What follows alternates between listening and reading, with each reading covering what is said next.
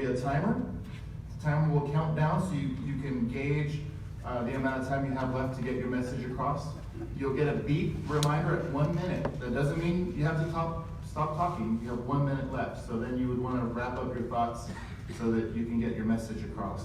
When the 3 minutes are up, we would ask you to conclude so that everybody has time and the opportunity to speak. We want to hear from everybody. Unfortunately, that means we have to limit the time that people get, so we're not here until tomorrow morning. We'd love to see the chambers full of people. We'd like to see you guys out all the time, not just on item, that one particular item that you're just interested in. But we welcome you here and we look forward to hearing from you. So we'll start with John Amy.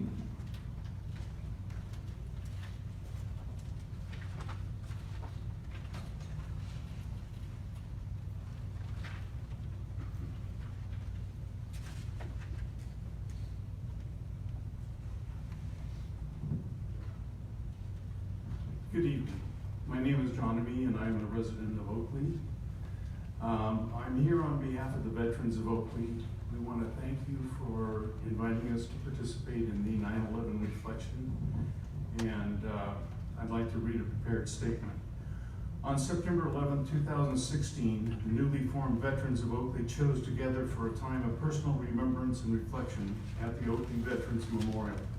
Our hope was for it to organically become a community tradition. The purpose for that gathering was to reflect on the memory of the attack on our country and the principles for which we stand, which occurred on September 11, 2001. There were an estimated 2,977 people killed and more than 6,000 others injured.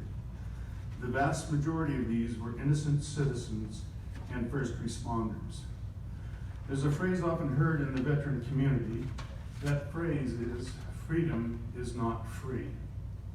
As we take a few moments to reflect on the events of 17 years ago, it is our hope that we all gain a better understanding and a much deeper appreciation of how precious is the cost paid for our freedoms. Thank you. Thank you.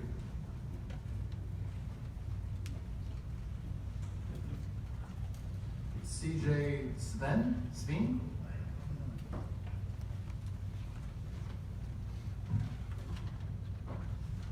I'm CJ Sven, 17-year resident of Oakley, Philodium, Mayor, Vice Mayor, Council. I have a prepared statement as well. I'd like to see a change made to the municipal code as it pertains to fence regulations in the front yard setback. In May of this year, I had attempted to erect a picket fence. I had purchased a little 8-foot section of a prefabricated fence from Lowe's Home Improvement for a very reasonable price of $24.99 plus tax.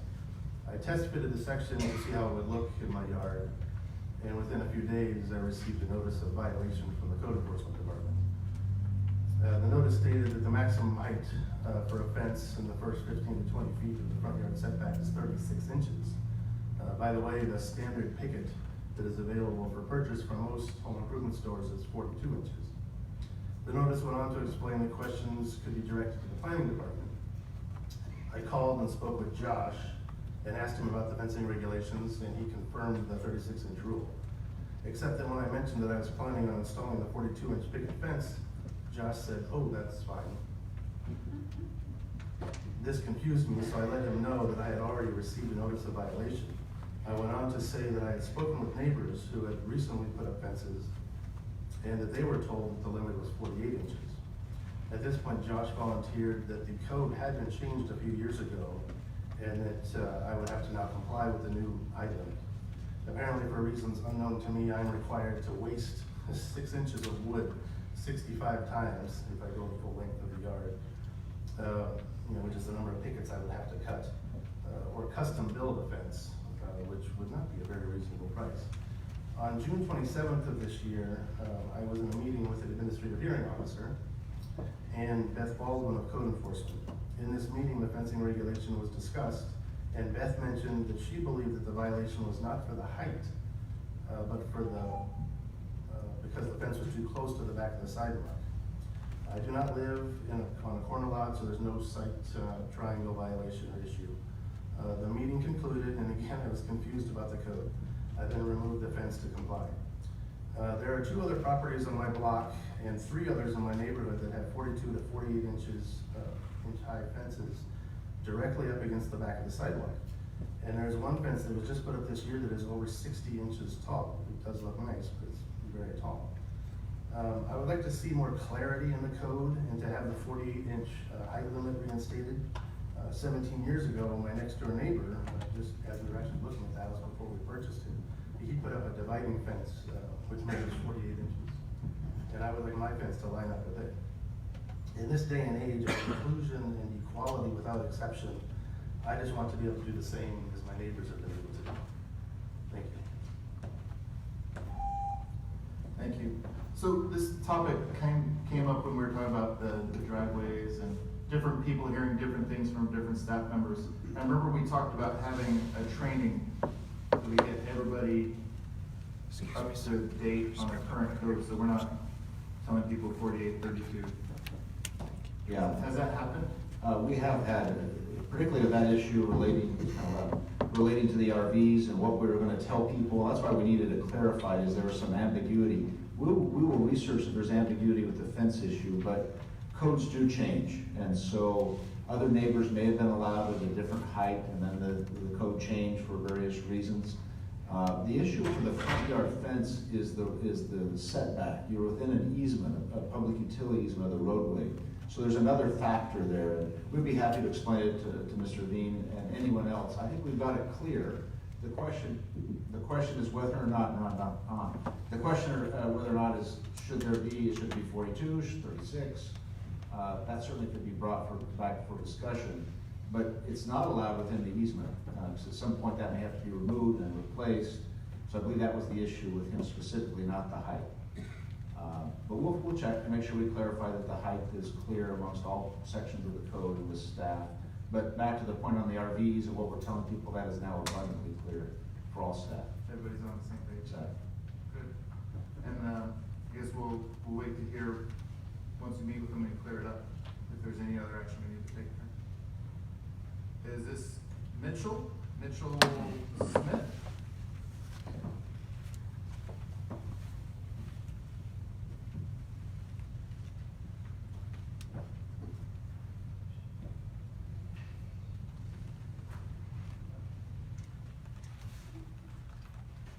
Mayor,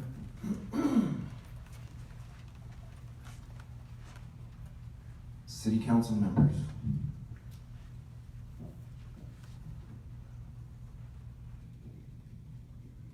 members of the staff, it is an honor to speak in front of you tonight.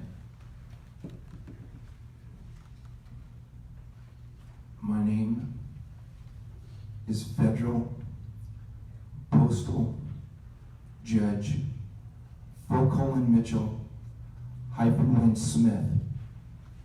I use a colon in my name to create a prepositional phrase. I use a hyphen to make my Mitchell Smith a compound fact.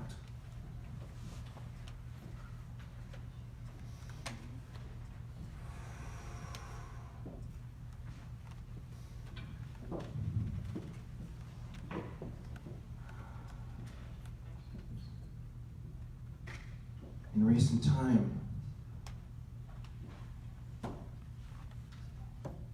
my children, on multiple occasions, have been pushed to near death. My daughter's depicting suicide at 6 years old because of what district judges are doing to my family. When I explain to the district judges that they are manufacturing the death of my children, they laugh in my face.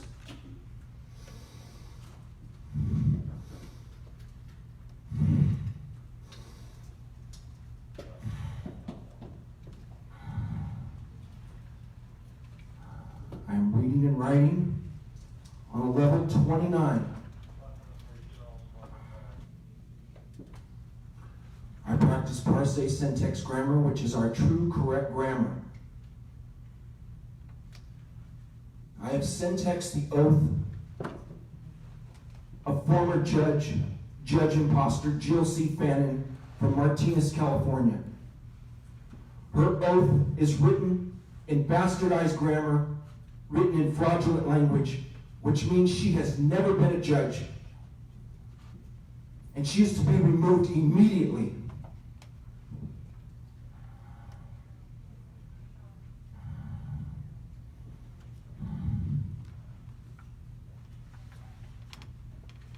I have also recently figured out that there is no such thing as a bank loan. You ask the bank to show you a double debit. A double debit shows that they lost money when they gave you money. They cannot do it. Meaning, they gave you no money. They took the money out of your Social Security account and then charged you rent on your own money. Mr. Smith, I don't want to interrupt. Your time has expired. If you could wrap up your comments so that other people have a chance to speak. If my home is foreclosed on, I'm going to seek to remove the sheriff.